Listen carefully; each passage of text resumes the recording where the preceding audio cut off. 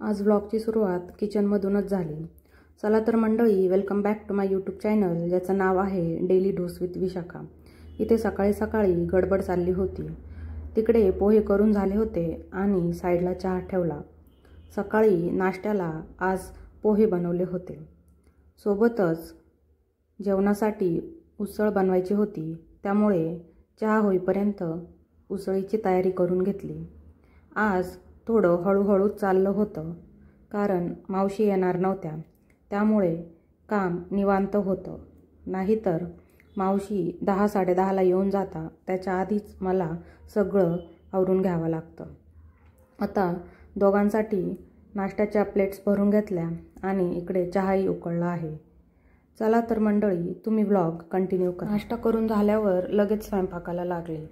तिकडे एका साईडला उसळ शिजवली आणि एका साईडला पोळ्या करायला घेतल्या। उसळ शिजेपर्यंत माझ्या पोळ्या पण होऊन गेल्या। तुम्हाला व्हिडिओ कसे वाटताय ते कमेंट करून नक्की सांगा। व्हिडिओला लाईक, शेअर आणि सबस्क्राईब नक्की करा। तुमच्या इथे पण अशीच सकाळची गडबड असेल। काहींच्या इथे लहान मुले असतात, तर त्यांचा शाळेचा टिफिन पण असतो।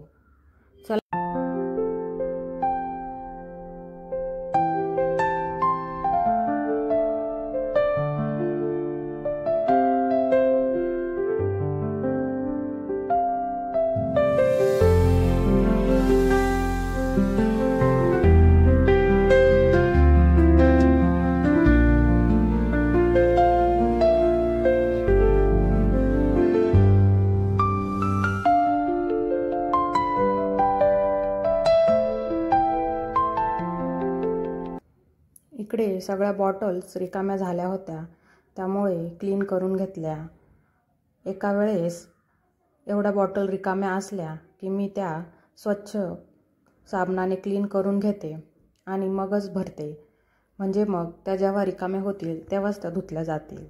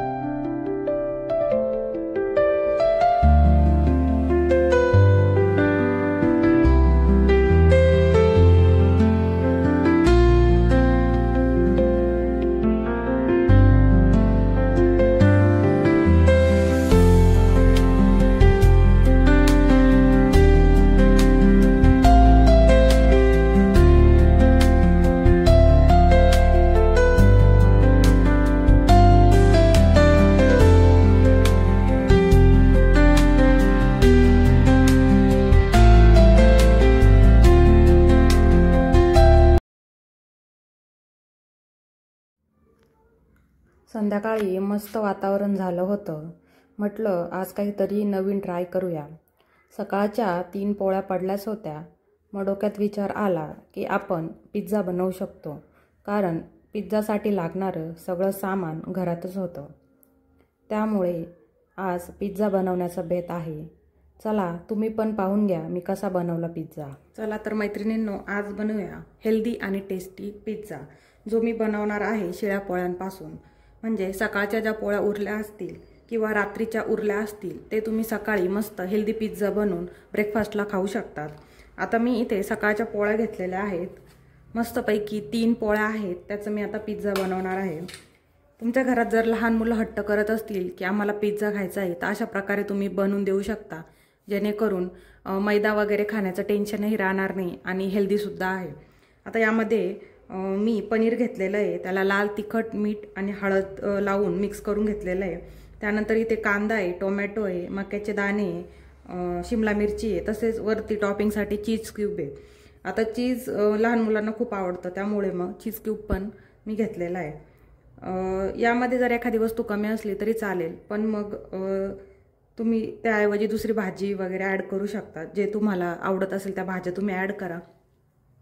आता यासाठी पिझ्झा बेसला आपण जे लावतो ते आहे मेन म्हणजे मेयोनीज आणि त्यानंतर टोमॅटो केचप. हे 2 इन्ग्रेडियंट लावले तरी पिझ्झा छान लागतो. पिझ्झा सॉस असलाच पाहिजे असं काही बळजबरी नाही. चला आता रेसिपीला सुरुवात करूया. इथे मी बेसला टोमॅटो केचप आणि मेयोनीज लावून घेणार आहे आणि त्यावरती मग भाज्यांची टॉपिंग करायची आहे.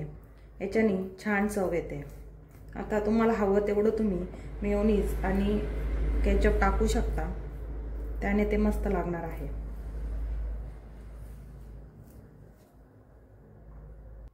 आता आपण टॉपिंग करून घेऊ.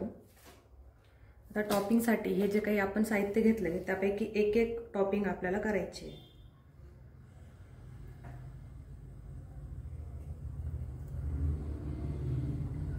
तुम्हाला जर छोटे छोटे पीसेस हवे असतील तर तुम्ही त्यानुसार टॉपिंग करा. मला असे लांब लांबच आवडतं म्हणून मी लांब लांबच ठेवते.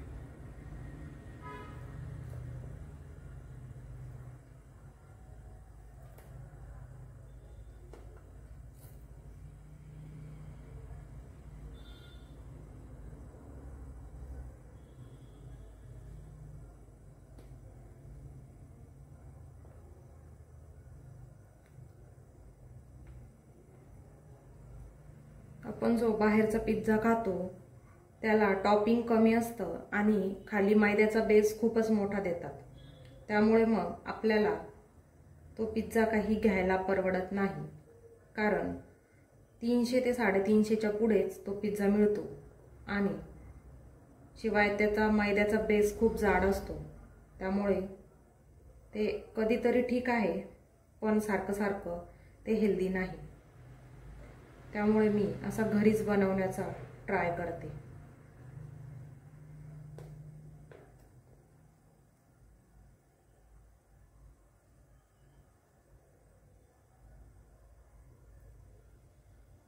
जिथे जागा भेटेल तिथे टॉपिंग करून घ्या.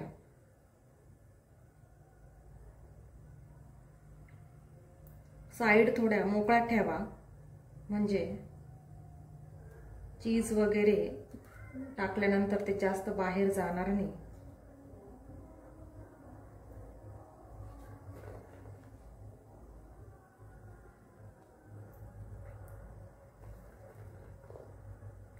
तुम्ही फक्त कॉर्न चीज पिझ्झा पण करू शकता, तो पण छान लागतो. तुमच्याकडे ऑरिगॅनो चिली फ्लेक्स असतील तर ते पण वरतून टाका. माझ्याकडे चिली फ्लेक्स आहे, आता मी ते चिली फ्लेक्स टाकेल.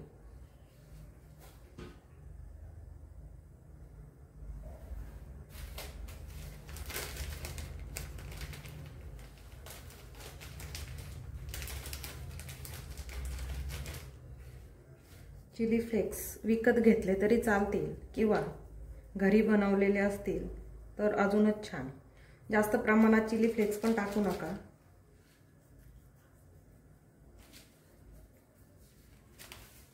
तिखट लागू शकतं. लहान मुलं जर खात असतील तर तिखट लागण्याची शक्यता आहे.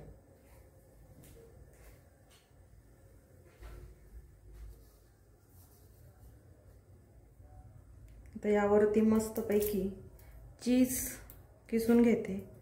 चीज ऑप्शनल आहे पण पिझ्झा म्हटला की चीज लागतोच, त्यामुळे टाकलं तर अतिउत्तम होईल, छानच लागेल. तुमच्याकडे पनीर नसेल तरीही असा साधाच तुम्ही करू शकता, तो पण खूप छान लागतो. पनीर असलंच पाहिजे असंही काही नाही आहे. आता मी टॉपिंग करून घेते चीजचं.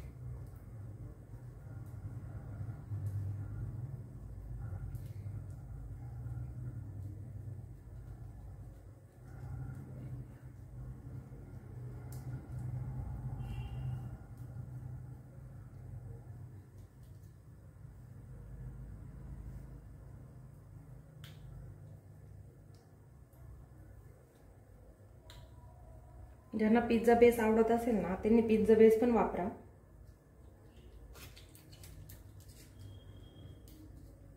पण शक्यतो पोळीचा जास्त हेल्दी ठरेल आणि लहान मुलांचा हट्टही पुरवला जाईल. त्यांना पण सगळ्या भाज्या खाता येतील आणि आपण त्यांना त्या पिझ्झाच्या नादात खाऊ घालू शकतो। बघा किती छान टॉपिंग झालंय। आता आपण याला बेक करूया। मी याला तव्यावर बेक करायला ठेवलंय।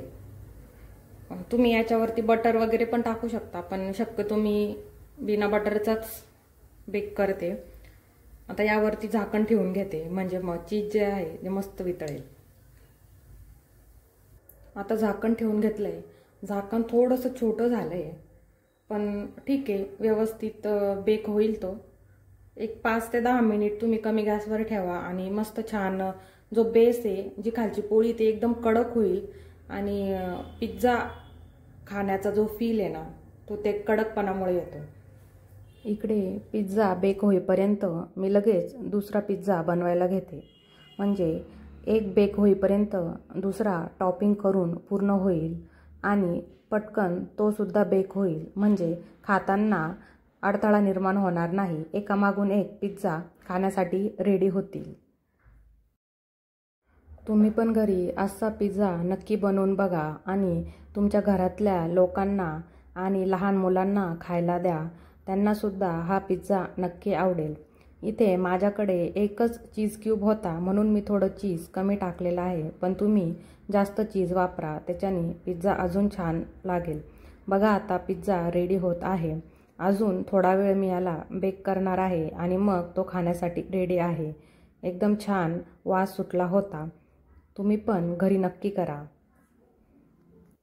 चला तर मंडळी, तुम्ही हा पिझ्झा घरी करून बघा आणि पिझ्झा कसा झाला ते मला कमेंट करून नक्की सांगा।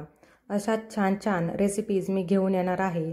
भेटूया पुढच्या व्लॉगमध्ये। तोपर्यंत सगळ्यांनी काळजी घ्या आणि व्हिडिओला सबस्क्राईब करा। बाय।